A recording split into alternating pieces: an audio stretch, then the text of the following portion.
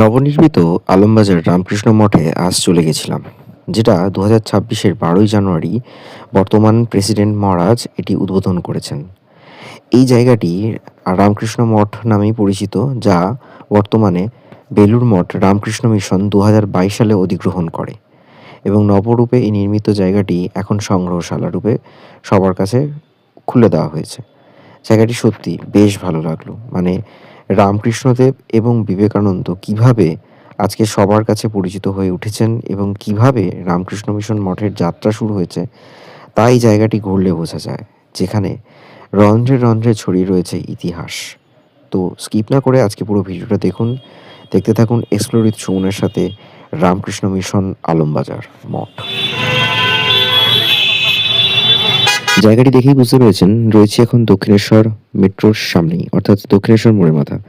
এটির পাশেই হচ্ছে মেট্রো স্টেশন এবং নর্মাল রেলওয়ে স্টেশন। তো সেখান থেকে আপনারা মেট্রো করে চলে আসুন দক্ষিণেশ্বর, দেন এখান থেকে আপনারা হেঁটেও চলে আসতে পারেন এই রামকৃষ্ণ মিশন মঠ আলমবাজারে। এর জন্য আপনারা দক্ষিণেশ্বর থেকে একটুখানি হেঁটে চলে আসবেন ব্যানার্জি পাড়ার অটোতে, এবং সেখানের অটো স্ট্যান্ড থেকে অটোতে করে আপনারা চলে আসতে পারেন আলমবাজার মোড় হয়ে। আলমবাজার রামকৃষ্ণ মিশন মঠ বললে তার সামনেই নামিয়ে দেবে।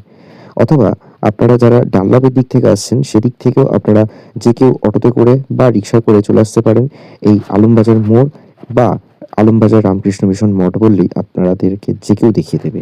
তো জায়গাটি বেশ পপুলার, বুঝতেই পারছেন, এবং সুন্দর এই সাজানো গোছানো বাড়িটি বর্তমানে রামকৃষ্ণ মিশন মঠ বেলুড় মঠ দ্বারা পরিচালিত হচ্ছে।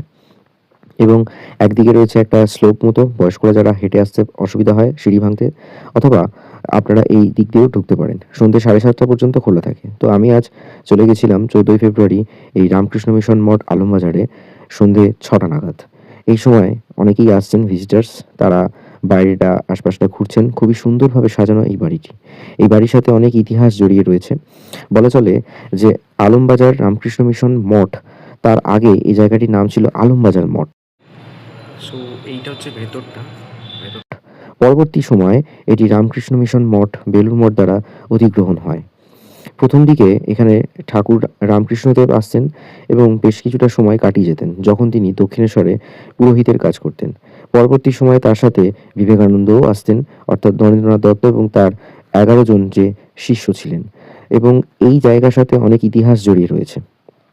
যখন গেলাম সন্ধেবেলায়, দেখতেই পাচ্ছি যে এখানে তখন প্রার্থনা চলছে এবং রামকৃষ্ণ মিশনের অন্যান্য যারা সন্ন্যাসী রয়েছেন বেলুড় মঠ থেকেও বহু